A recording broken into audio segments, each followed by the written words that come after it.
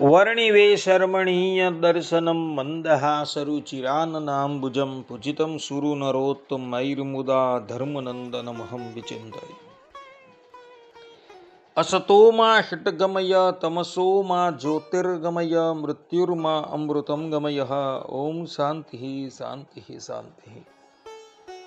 અસ્મદ્ગુરુ સમારંભામ નાથયામૂન મધ્યમામ લક્ષ્મી વલ્લભ પર્યંતામ વંદે ગુરુ પરંપરા. આજની જ્ઞાન સભામાં પધારનારા બધા જ ભગવત ભક્તોને વેદાંતાચાર્ય, પુરાણ ઇતિહાસાચાર્ય, એમ.એ. ફિલોસોફી શાસ્ત્રી રાકેશભાઈના હેતપૂર્વક જય સ્વામિનારાયણ. એક ભગવત ભક્તએ મને પ્રશ્ન કર્યો કે શાસ્ત્રીજી, જન્મનું કે મરણનું સૂતક હોય અને એ સૂતક પૂર્ણ થયા પછી પુરુષોએ તથા સ્ત્રીઓએ સૂતક કેવી રીતના કાઢવું તથા સ્ત્રીઓ માથાના વાળ કાપી શકે કે ન કાપી શકે એ વિષય પર થોડો પ્રકાશ કરો.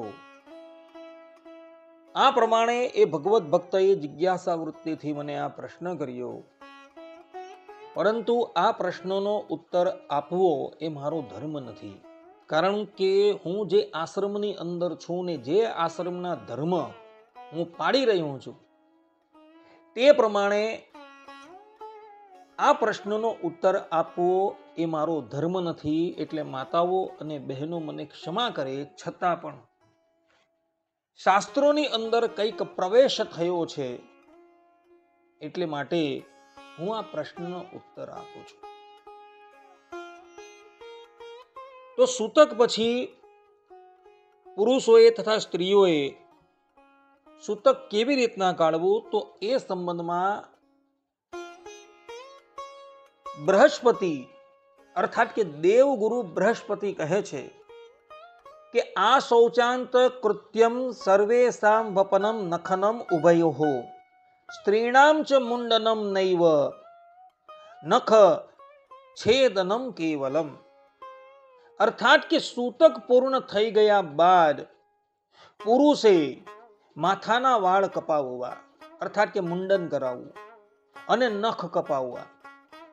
પણ જે સૌભાગ્યવતી સ્ત્રીઓ છે એઓએ પુરુષની જેમ મુંડન ન કરાવવું, પરંતુ કેવલ નખ કપાવવા. આ પ્રમાણે જેના ઘરે જન્મનું કે મરણનું સૂતક આવેલું હોય એ સૂતક પૂર્ણ થઈ ગયા બાદ જે પુરુષ છે એણે માથાના વાળ કપાવી નાખવાના છે, અર્થાત કે મુંડન કરાવવાનું છે.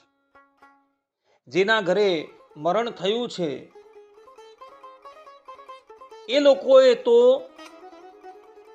પોતાના માથાના બધા જ વાળ કઢાવી નાખવાના છે. અને જે લોકો દૂરના સંબંધીઓ છે એ લોકો માથાના થોડા વાળ કપાવે તો ચાલે, એમાં દોષ નથી.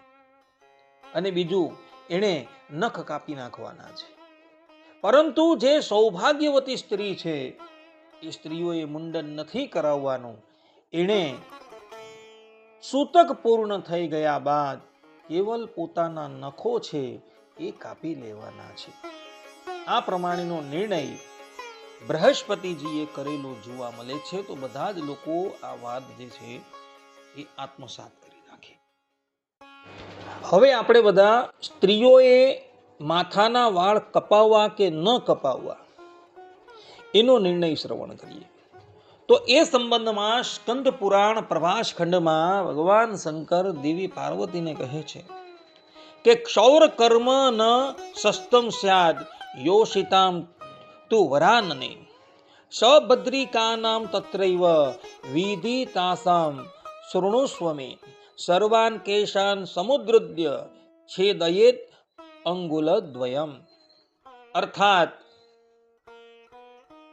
કે સૌભાગ્યવતી સ્ત્રીઓ માટે ક્ષૌર કર્મ નથી, છતાં પણ સૌભાગ્યવતી સ્ત્રીએ ક્ષૌર કર્મ અર્થાત કે માથાના વાળ કપાવવા હોય તેનો વિધિ મારી પાસે સાંભળો. બધા વાળ ભેગા કરી તેને 2 આંગળથી કાપી નાખવા. આ પ્રમાણે સ્ત્રીઓએ માથાના વાળ કપાવવા હોય તો કેવી રીતના કપાવવા તેનો નિર્ણય ભગવાન શંકરે સ્કંદ પુરાણના પ્રભાસ ખંડની અંદર કરેલો છે. માતાઓ અને બહેનોએ પોતાના બધા જ વાળોને ભેગા કરી દેવા અને એને 2 આંગળ કાપી નાખવા. આ પ્રમાણે કરી એવો ક્ષૌર કર્મ કરી શકે છે એવો નિર્ણય ભગવાન શંકરે સ્કંદ પુરાણમાં કરેલો જોવા મળે છે.